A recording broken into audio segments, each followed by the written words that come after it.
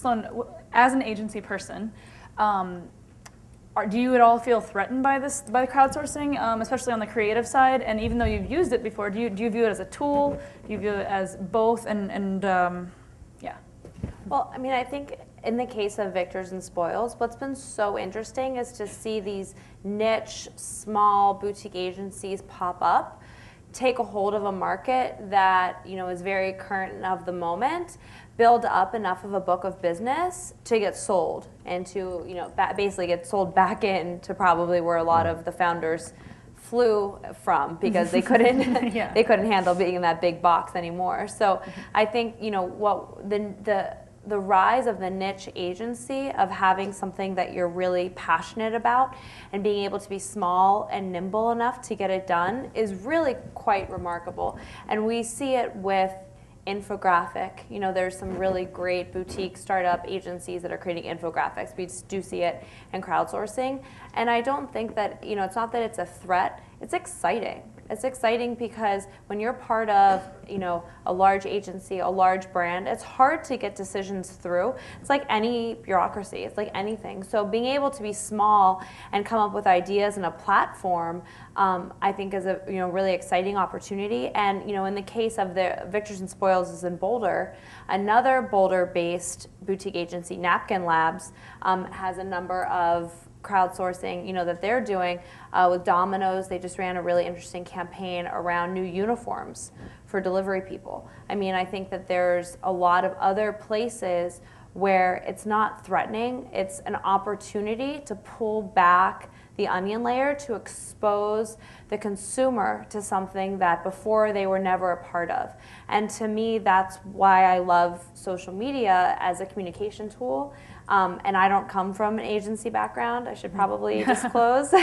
I come from first a nonprofit fundraising background. That's how I got into social media, from being a fundraiser and wanting to look at new ways to get people excited. And then I went into a startup that was focused on social media for social good, like a Causes for Facebook, prior to that platform being around, and sort of landed an agency based upon this, you know, wide base and knowledge, and being a blogger and having run a successful email newsletter and kind of having a lot of different professional experiences that, you know, I could bring to the table. And so a lot of agencies do have fear. I personally don't, and I don't bring that into my team. And a lot of brands, I don't think that they're scared of it. Frankly, they look to the agencies. We have more, I think the agencies have more power than ever.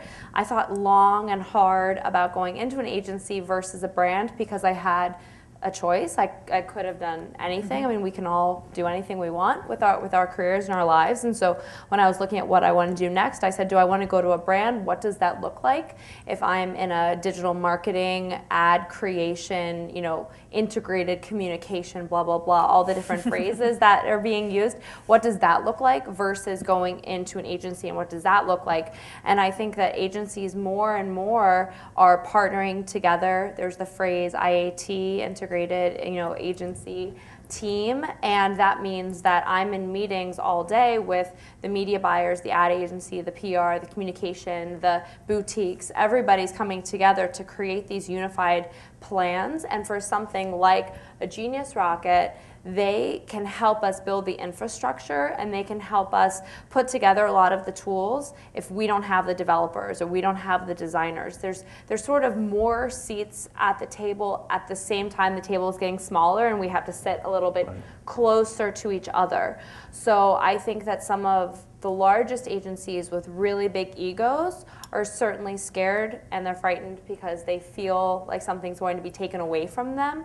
But those of us that have an entrepreneurial spirit, a little bit more of an innovative nature, that think that it's thrilling that consumers are now exposed to all of the aspects of ad creation, of uniforms, of new products, of new services, like all of those things that the crowd can help provide, I think humanize brands and take them to another level and to another platform.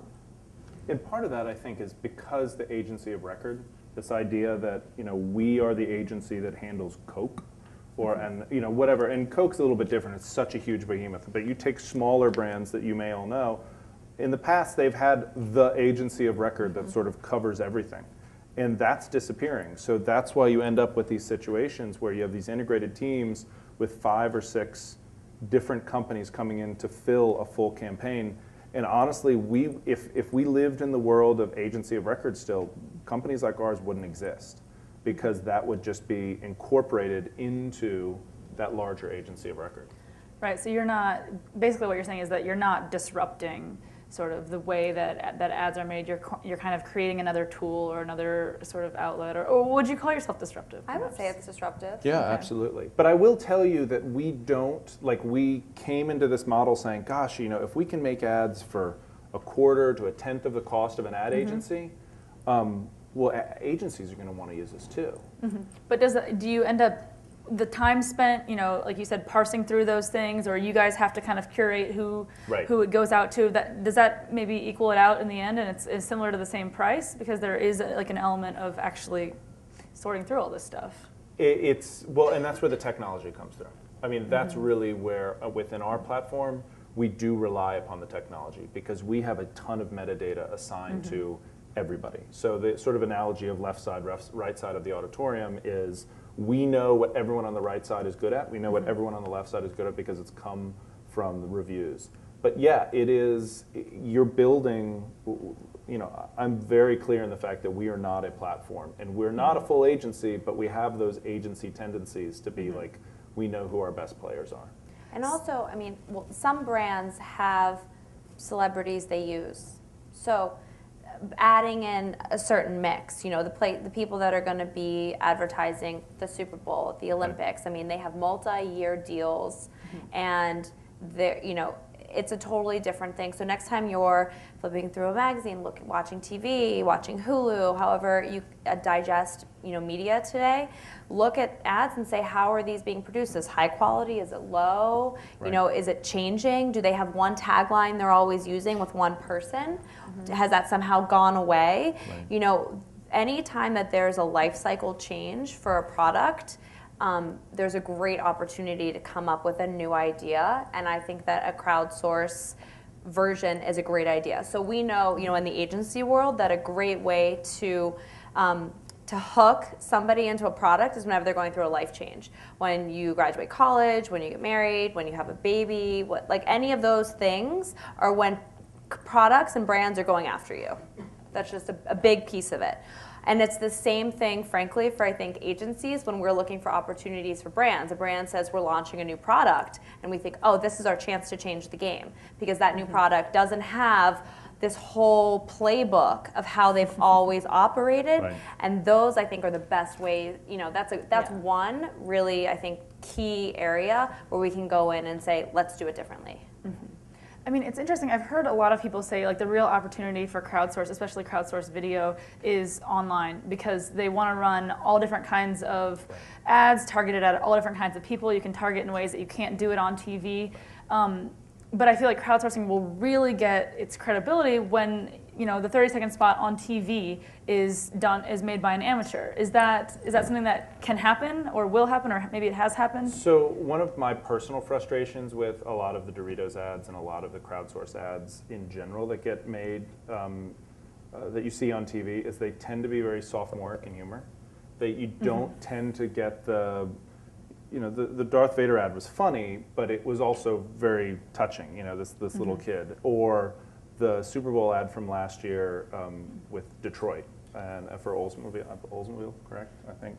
Yeah. It was Chrysler. Yeah.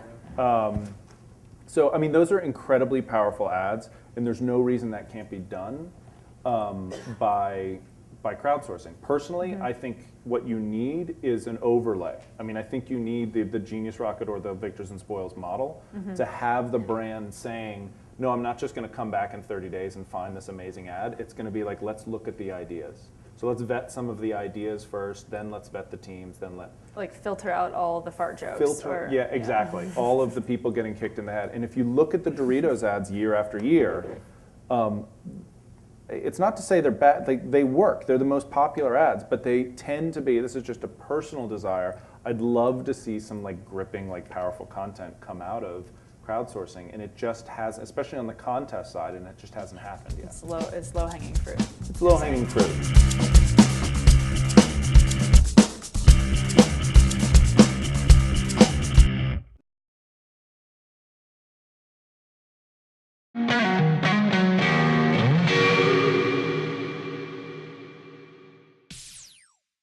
Sloan, as an agency person, do you at all feel threatened by the crowdsourcing, especially on the creative side? And even though you've used it before, do you view it as a tool? Do you view it as both? Yeah.